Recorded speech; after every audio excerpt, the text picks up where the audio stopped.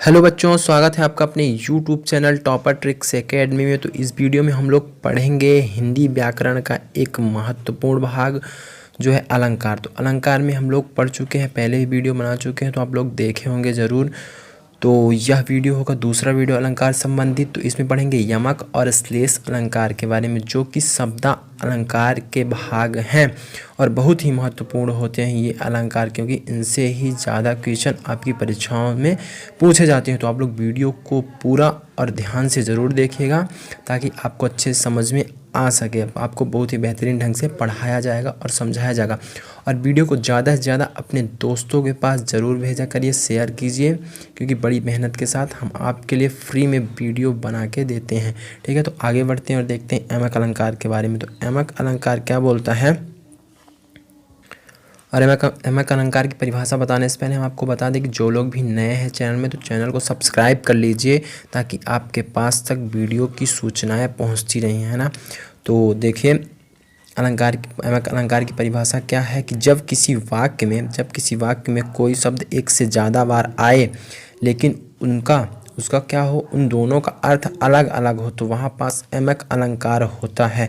आप लोग यमक और श्लेष में कंफ्यूज होते होंगे, तो आज हम आपके कन्फ्यूजन को दूर कर देंगे और उनके अंतर को भी बताएंगे। तो इसमें क्या होता है कि जब कोई वाक्य हो दिया जाता है आपको उदाहरण के तौर पर, और उसमें क्या हो कि दो बार आए, वही शब्द दो बार आए, लेकिन उन सेम शब्द का, एक ही तरह के शब्दों के अर्थ क्या हो, अलग अलग निकले, एक का अर्थ दूसरा हो, एक का अर्थ दूसरा हो, तो वहाँ पास कौन सा अलंकार होता है, वहाँ पास आपका यमक अलंकार होता है। तो यमक अलंकार का उदाहरण देख लेते हैं। उदाहरण के माध्यम से आपको अच्छे समझ में आ जाएगा।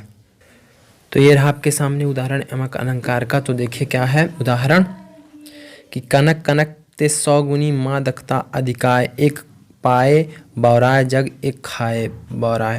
तो अर्थात देखिए यहाँ पास आपका कनक कनक दो बार आ रहा है। ये देखिए एक बार ये कनक आ रहा है, एक बार ये कनक आ रहा है।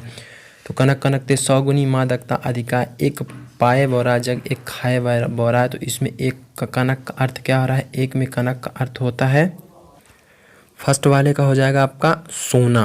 क्या होता है, सोना होता है, जिसको आभूषण बना के पहना जाता है। ठीक, और दूसरे कनक का अर्थ होता है धतूरा। जो धतूरा होता है सेकंड नंबर का हो जाएगा आपका।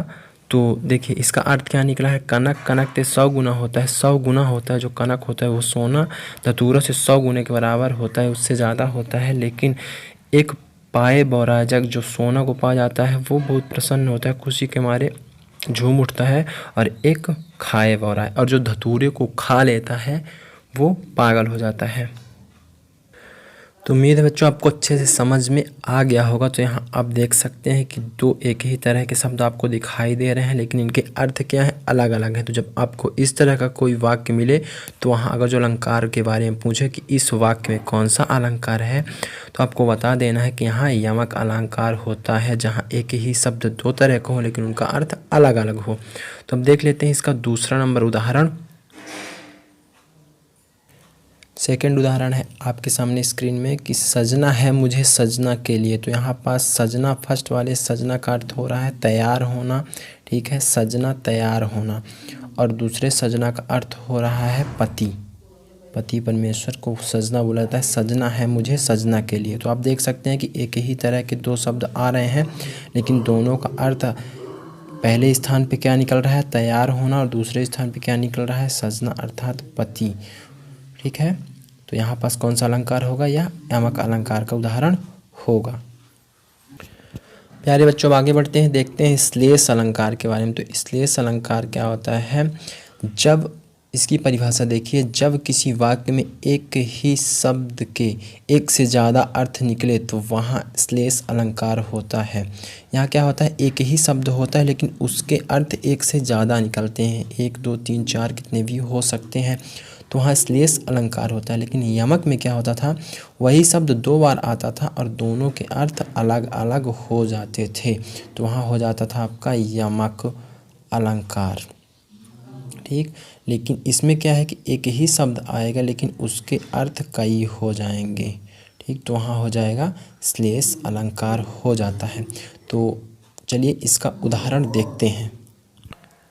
तो प्यारे बच्चों, यदि आपको वीडियो अच्छा लग रहा हो तो जल्दी से आप लोग इसको शेयर कर दीजिए अपने व्हाट्सएप में दोस्तों के पास, फेसबुक में अपने फ्रेंड्स के दोस्तों के पास ज़्यादा से ज़्यादा शेयर कीजिए, क्योंकि इससे उनको फ़ायदा ही होने वाला है तथा वो फ्री वीडियो क्लास का फ़ायदा उठा सके। आपको फ्री में इतने बेहतरीन वीडियो हम उपलब्ध करवा रहे हैं, और चैनल को सब्सक्राइब करना ना भूलिए।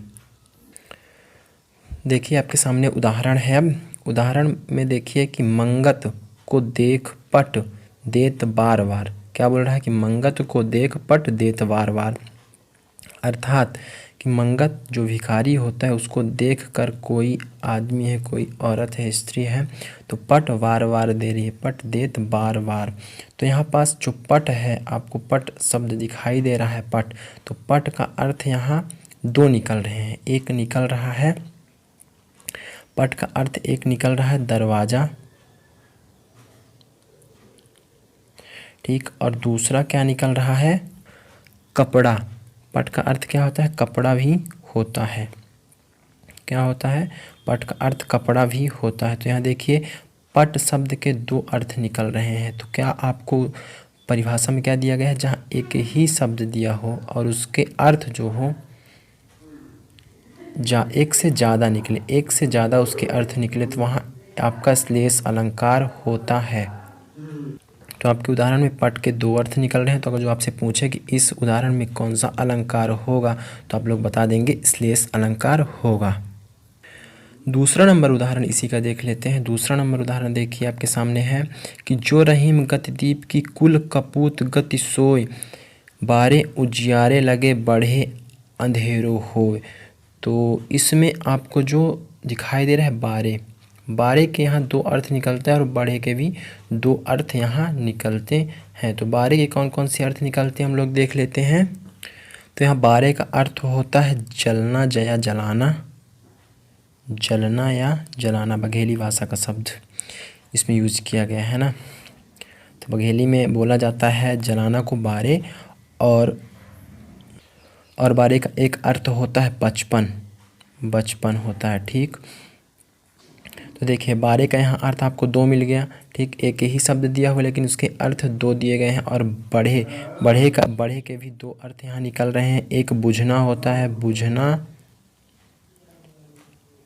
और बुझना के अलावा होता है बड़ा होना, किशोर होना, बड़ा होना या किशोर होना।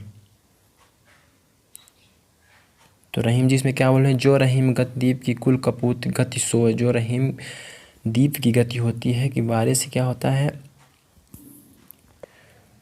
उजाला होता है। क्या होता है, उजाला होता है, प्रकाश होता है, लेकिन जब वो बहुत ज़्यादा बढ़ने लगता है, लास्ट में पहुंच जाता है, तो बुझने के कगार में होता है, तो अंधेरा हो जाता है, बढ़े अंधेरों हो। तो वही गति क्या होती है, कुल परिवार के कपूत जो होते हैं उनकी भी वही गति होती है। क्योंकि छोटे में तो बहुत अच्छे रहते हैं, लेकिन जब बड़े होते हैं तो अपना रंग दिखाने लगते हैं। तो यही अर्थ वो निकालना चाहते हैं, यही भावार्थ देना चाहते हैं। तो इसमें भी आपको केवल ये समझना है कि इसमें कौन सा अलंकार है। उदाहरण के लिए हम आपको समझा रहे हैं। देखिए एक ही शब्द के दो अर्थ निकल रहे हैं यहाँ, ये भी एक शब्द के दो अर्थ निकल रहे हैं, तो यहाँ पास आपका श्लेष अलंकार हो जाता है। तो उम्मीद है आपको अच्छे से समझ में आ गया होगा। श्लेष अलंकार का एक बहुत फेमस उदाहरण है कि रहीमन पानी राखिए बिन पानी सब सोन, पानी गए न उबरे मोती मानुष चून। ये भी श्लेष अलंकार का उदाहरण है, ठीक, ये भी आपको याद रखना है। तो प्यारे बच्चों इस वीडियो में इतना ही, मिलते हैं नेक्स्ट वीडियो में एक बेहतरीन कॉन्सेप्ट के साथ। तो जय हिंद, जय भारत।